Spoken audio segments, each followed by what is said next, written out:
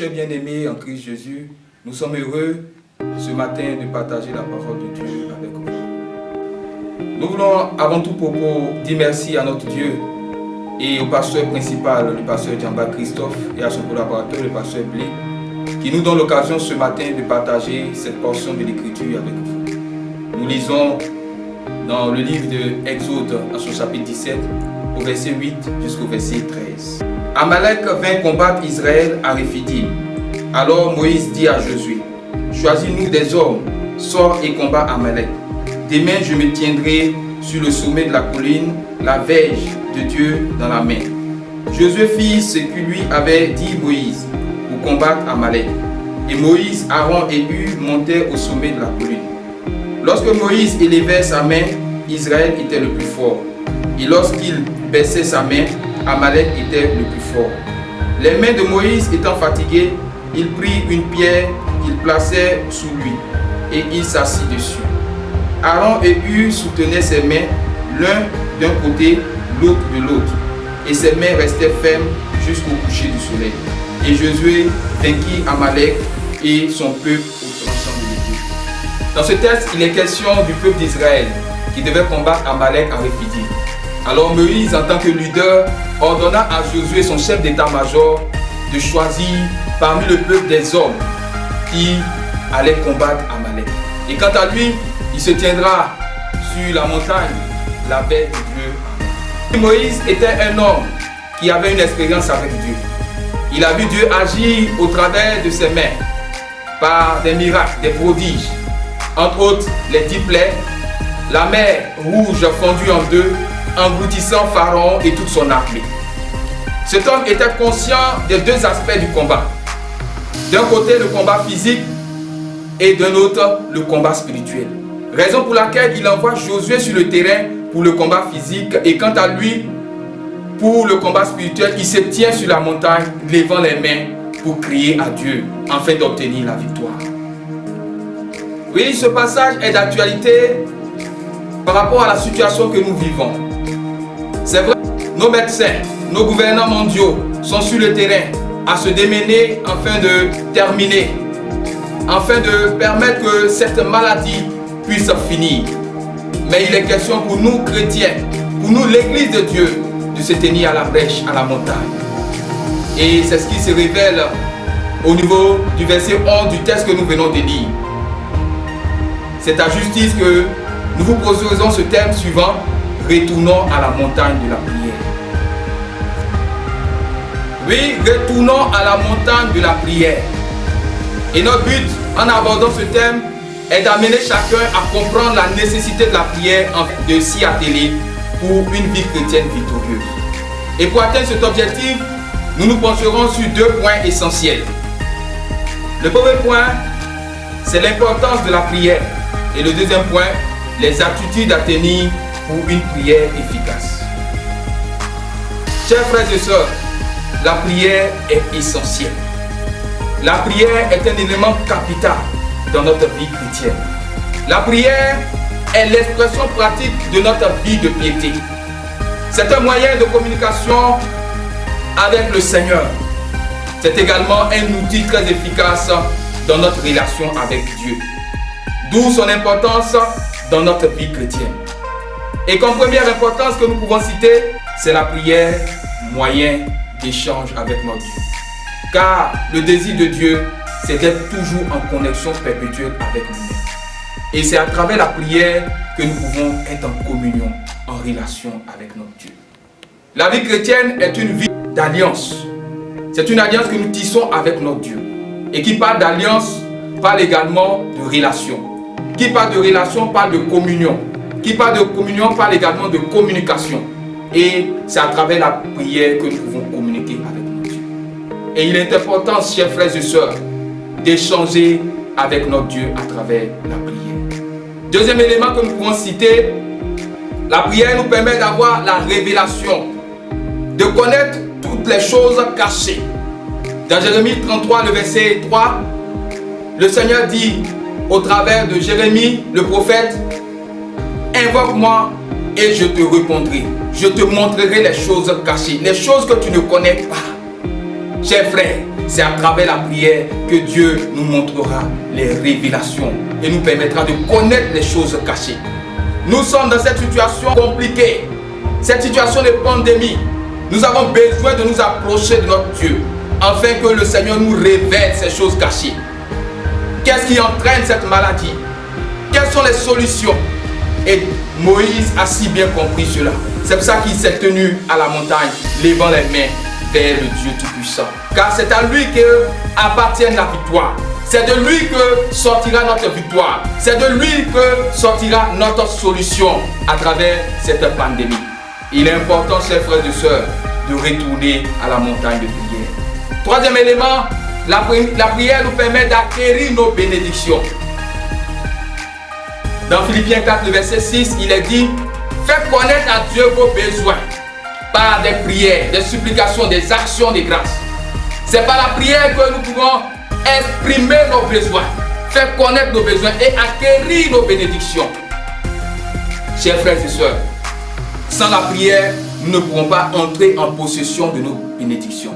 Il est important de retourner à la montagne de la prière. Chers frères et sœurs, je vous invite, je vous engage, je vous encourage à pouvoir retourner sur le chemin de la prière. Comme élément encore que nous pouvons citer, la prière nous permet de maintenir notre relation profonde avec notre Dieu. Parce que c'est à travers la prière que nous serons en connexion, en communion, en relation perpétuelle avec notre Dieu. Chers frères et sœurs, nous avons besoin d'être toujours en relation avec notre Dieu. C'est pourquoi l'apôtre Paul incitait aux Thessaloniciens en disant: priez sans cesse. Priez sans cesse, à tout moment, en tout lieu. Il faut que nous soyons en connexion avec notre Dieu. Chers frères et sœurs, il est important de retourner à cette vie de prière. La prière nous permet de jouir de façon pleine et efficace notre vie chrétienne. Lorsque tu pries, lorsque tu es en communion avec le Seigneur à travers la prière, tu es en relation étroite avec ton Dieu. Et cela te permet de te réjouir. Cela te permet d'avoir une paix intérieure à travers le Saint-Esprit. Chers frères et sœurs, voici ces quelques éléments que nous pouvons citer concernant l'importance de la prière. Mais quelle attitude devons-nous avoir pour que notre prière soit efficace? La première attitude que nous devons avoir, c'est une attitude d'humilité et de repentance. Oui, nous devons savoir à qui nous nous adressons. Nous nous adressons à ce grand Dieu qui est tout suffisant, qui est le créateur de l'univers, qui est notre maître. Il faut que nous venons devant lui à travers une attitude d'humilité. Reconnaître que nous ne sommes rien, que nous sommes des pécheurs à travers une vie de repentance. En nous adressant au Seigneur, il faut que nous sachions à qui nous adressons avec crainte. Cette attitude nous permettra de pouvoir recevoir de lui des grâces. Car il a dit, il fait grâce aux hommes, mais il résiste aux orgueilleux. Chers frères et sœurs, il est important de venir à Dieu à travers une attitude d'humilité et de repentance. Car la prière fervente du juste a une grande efficacité. Et en dehors de cela, la prière du pécheur, Dieu n'agrée pas la prière du pécheur. En tant que deuxième attitude que nous devons adopter, il faut prier de tout son cœur, de façon sincère. Prier le Seigneur de tout son cœur, de façon sincère. Dans Hébreux 10, le verset 22, il est dit: approchons-nous avec un cœur sincère, dans la plénitude de la foi, les cœurs purifiés d'une mauvaise conscience et le cœur lavé d'une eau pure. Chers frères et sœurs, lorsque nous venons à Dieu, lorsque nous élevons les mains vers le Seigneur, lorsque nous prions à Dieu, il faut que ça soit de tout notre cœur et de façon sincère. Comme troisième attitude, il faut prier le Seigneur avec foi. Oui, prier le Seigneur avec foi. L'apôtre Jacques le dit dans Jacques 1, le verset 6 à 8, il dit: mais qu'il demande avec foi, sans douter, car celui qui doute est semblable au flot de la mer, agité par le vent et poussé de côté et d'autre. Un tel homme ne s'imagine pas qu'il recevra quelque chose du Seigneur. C'est un homme irrésolu, inconstant dans toutes ses voies. Oui, c'est un homme irrésolu. Celui qui prie sans foi est un homme irrésolu. Il est inconstant parce qu'il doute du Seigneur. Il faut que nous prions avec foi. Car la foi, c'est la fenêtre ouverte sur l'invisible. Et Hébreux 11 l'a si bien signifié. Dans tout le chapitre, il est question de foi. Héros de la foi, Abraham, Moïse et bien d'autres. Chers frères et sœurs, lorsque nous venons lever les mains, crier à Dieu, il faut que nous nous approchions avec une attitude de foi. Comme quatrième élément, c'est la prière en esprit. Oui, chers frères et sœurs, la prière en esprit est très efficace. Dans 1 Corinthiens 14, le verset 2, l'apôtre Paul le signifie aux Corinthiens. En effet, celui qui parle en langue ne parle pas aux hommes, mais à Dieu, car personne ne le comprend. C'est en esprit qui dit les mystères.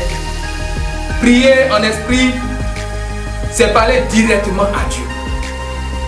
Et c'est une arme efficace dans la prière. Chers frères et sœurs, je vous invite, nous vous invitons à vous engager dans la prière en langue. Elle est très efficace. Comme dernier élément que nous pouvons citer, c'est de prier avec insistance et persévérance. Prier avec insistance et persévérance. Nous voyons dans le verset 11 du texte de base que nous venons de lire, lorsque les mains de Moïse étaient abaissées, Amalek avait la victoire sur le peuple d'Israël.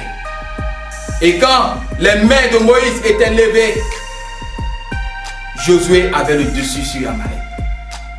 Il fallait que nous prions avec persévérance et insistance. Chers frères et sœurs, il est important. Ne nous décourageons pas. Ne nous affaiblissons pas. Tenons ferme et prions avec insistance et persévérance. C'est au bout de notre persévérance, de notre insistance, que la victoire se fera signaler, que la victoire nous sera donnée. Bien-aimés, voici ces quelques paroles que le Seigneur a mis à mon cœur. Et au terme de ce message, j'aimerais nous engager à retourner à la montagne de la prière. Gage de notre salut, gage de notre victoire, gage de notre délivrance dans le Seigneur. Que Dieu nous bénisse.